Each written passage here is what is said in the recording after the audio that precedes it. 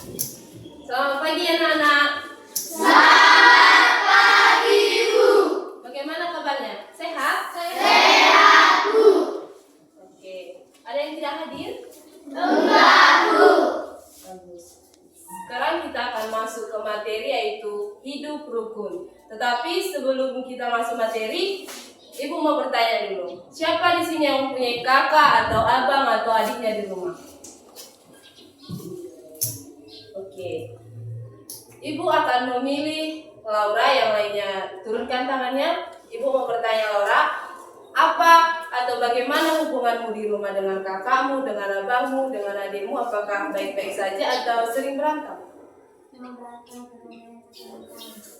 Oke.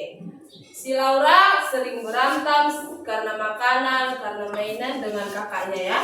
Oke. Apakah hubungan si Laura dengan kakaknya, dengan abangnya itu merupakan hidup rukun? Enggak, Bu. Oke. Nah, yang menjadi tujuan pembelajaran kita hari ini, kita tidak hanya belajar sikap tentang hidup rukun, tetapi selesai belajar nanti, kita dapat menerapkan sikap-sikap tersebut untuk mencapai hidup rukun, baik di sekolah, di rumah, dan di masyarakat. Apa itu hidup rukun? Kita akan melanjutkan materi kita. Ibu mau bertanya, Ibu mau minta Rosanta, tolong dibaca bukunya halaman 30. Mari kita dengarkan Rosa membaca. Hidup rukun merupakan sikap hidup yang saling menghargai, menghormati, dan tolong-menolong antar sesama, lingkungan keluarga, sekolah, maupun masyarakat. Oke, tepuk tangan untuk Rosa.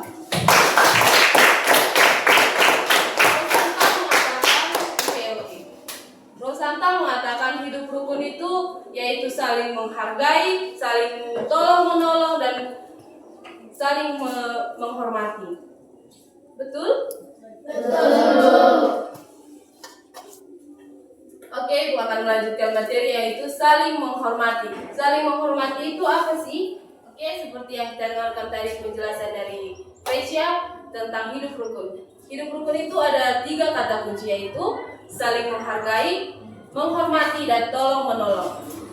Dan contoh dari yang pertama itu saling menghargai. Saling menghargai itu yaitu menghargai pendapat orang lain. Contohnya itu ketika kamu dan temanmu berbeda pendapat, maka kita harus menyatukan kembali pendapat dari temanmu yang satu dan temanmu yang lain. Oke, yang kedua yaitu menghormati.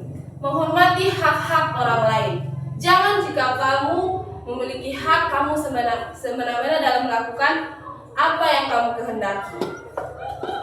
Oke, yang ketiga yaitu tolong-menolong. Menolong orang yang membutuhkan, yaitu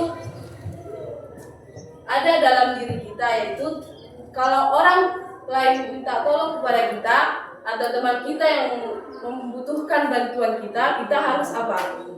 Menolong. Kita harus saling tolong-menolong.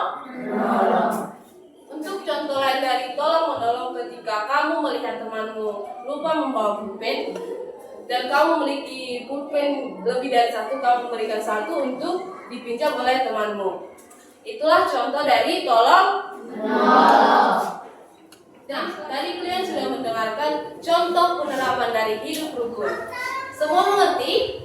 Mengerti, Bu. Oke, kalau mengerti, Ibu akan memberikan satu pertanyaan, yaitu tuliskan satu contoh kegiatan hidup rukun yang ada di sekolah. Nah, sudah siap mengerjakannya? Sudah, Bu. Oke, Ibu minta satu, yaitu Frecia untuk membacakan hasil dari contoh hidup rukun yang diberikan. Tidak membeda-bedakan teman dari ras, suku, dan agama. Oke, tepuk tangan untuk Frecia. Selanjutnya, kita sudah mempelajari tentang hidup rukun. Hidup rukun itu kata kuncinya apa tadi?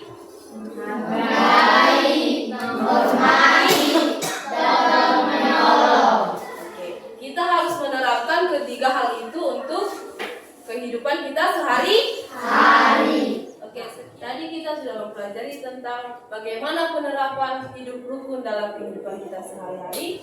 Dan sekarang, apa tadi dasar dari hidup rukun itu? Yang pertama itu saling menghargai, menghormati, dan tolong menolong. Oke, sekian pertemuan kita hari ini. Kita lanjut untuk besok hari. Ibu akan memberikan tugas di rumah, yaitu tuliskan satu contoh kegiatan hidup rukun yang ada di rumah. Baiklah anak-anak, sekian pertemuan kita hari ini. Sampai bertemu besok. Terima kasih.